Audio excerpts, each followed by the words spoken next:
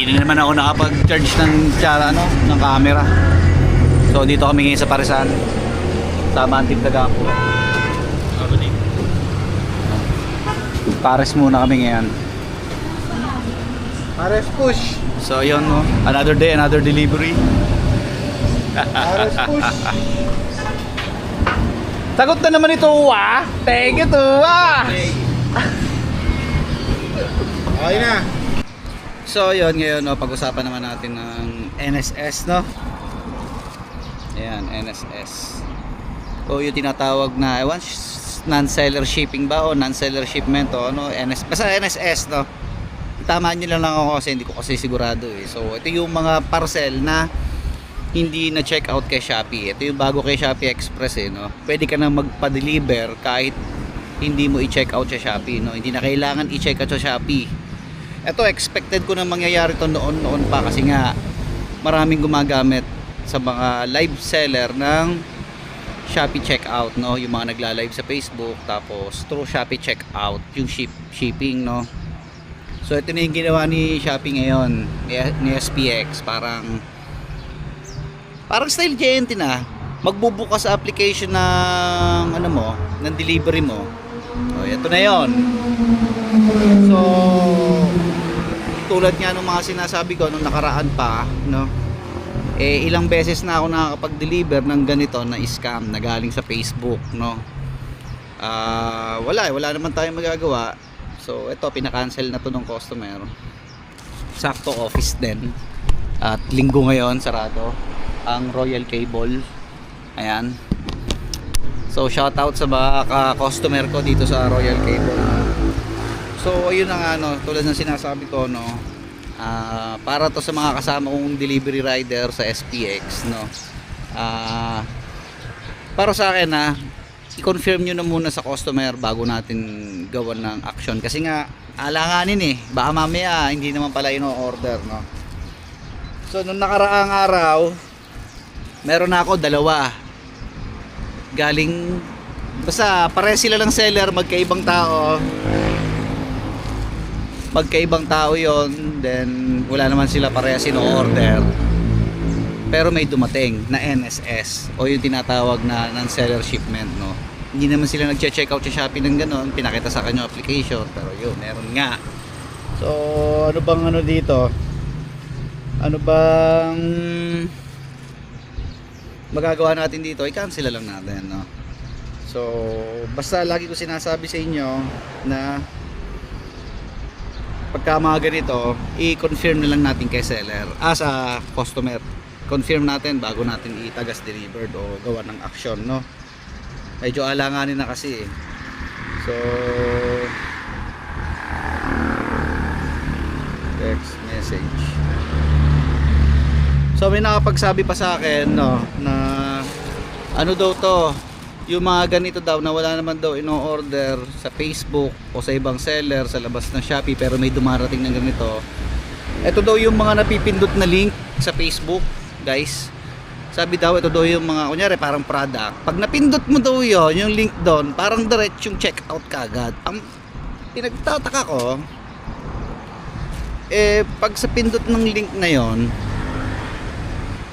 paano mo na-input yung yung address, yung number mo, di ba? Yung pangalan mo. So medyo delikado, no? Medyo dangerous. Kaya kayo, ingat kayo sa mga pinipindot yung link sa social media, no? Lalong-lalo na sa Facebook. Ingat. No? Kayo basta-basta pipindot ng link.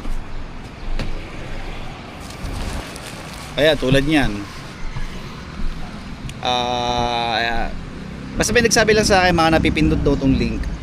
Yan, tas diretsong check, diretsong shipment ata to. Ngayon ang countermeasure ko dito ay na nga, ipa-confirm sa customer para fair din naman sa kanila kasi nga hindi naman nila sinasadya din mapindot yung link. So okay lang naman, guys. Para wala nang usapin, ganun na lang gawin. Pa-confirm mo lang, kung wala, i-cancel na lang. Hingi ka ng proof na kinakancel nila. through text message o kaya phone call. So ayun, ingat tayo sa pagtatag ngayon ng mga ganito at medyo alanganin talaga, no? Alanganin. So yun nga, non-seller shipping ba yan? NSS, basta NSS, ingat tayo guys. Ganoon din sa kapatid natin sa Flash at JNT, no?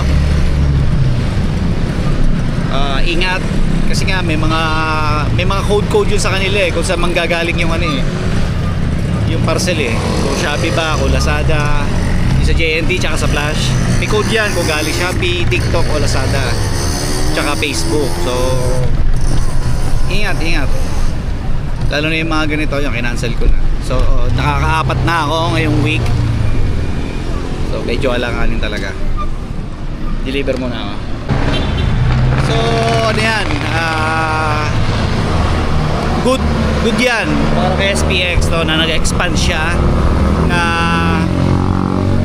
hindi lang Shopee checkout ang delivery. So tumatanggap na rin sila sa labas ng Shopee, no? Good yan kasi nag-expand, mas maraming parcel. Pero syempre lahat naman na good eh, may kasamang bad. Ngayon na nga yung bad, pinapasok ng mga scammer. So Shopee pa dyan man. Bayad na to. Thank you. Good yan kasi tulad nga na sinabi ko, dumadami yung parcel. So mas marami kang delivery, mas maraming kikitain. Kaso ito na nga lang yung problema, no? Pinapasok na ng mga scammer na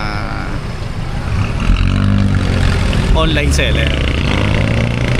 Kaya ingat kayo, lalo na sa pag-order sa Facebook, ha? Ingat kayo. Ayun nga, tulad nga ng sinasabi ko sa inyo noon, no? Hindi naman lahat ng seller ay scammer. Marami ding maayos dyan sa Facebook. Pero pinag-iingat ko lang kayo, guys. Pinag-iingat ko kayo kasi pagka mga ganyang hindi nyo na check out yan sa Shopee, sa Lazada o sa TikTok, par walang ano yan, walang return refund yan. Pag binlock ka yan, wala ka na magagawa, no, di ba? So ingat lang, lalo na sa ano, baka ma-scam kayo sa Facebook, no? Basta ingat lang, ha? Ingat. Kasi pag na-receive nyo yan, wala nang balikan yan. Kasi ang tanging nyo lang communication ng customer eh Messenger, Facebook Messenger. Ngayon pag binilak ka niyan, wala ka na magagawa, di ba? Di ba? Walang return refund yun pagka ganun. Hindi katulad sa pag chinekout mo sa Shopee, Lazada, TikTok, eh pwede mong i-return refund. So pagka ganyan, walang bawi yan, no? Deliver mo na ako. Oh, bago ko tapusin tong video to, sinasabi ko sa inyo, hindi lahat ng seller sa Facebook ay scam. Meron pa rin mga maayos. Ngayon, basta ingat lang, ha? Ingat lang. Kasi walang return refund dyan pag umorder kayo sa mga ganyan. So, yun lang, no? Linggo ngayon, maghahapit muna ako kasi nga ang daming wala na sa bahay. Tapos, yung mga office ko, yun, hold ko. So, yun. Pag-ingatan nyo yung mga sarili, no? Tulad ng sinasabi ko araw-araw. Mag-ingat kayo pag order online dahil si SPX ay pinapasok na rin ng mga scammer. Yun lamang. Paalam. Linggo, ang daming balik.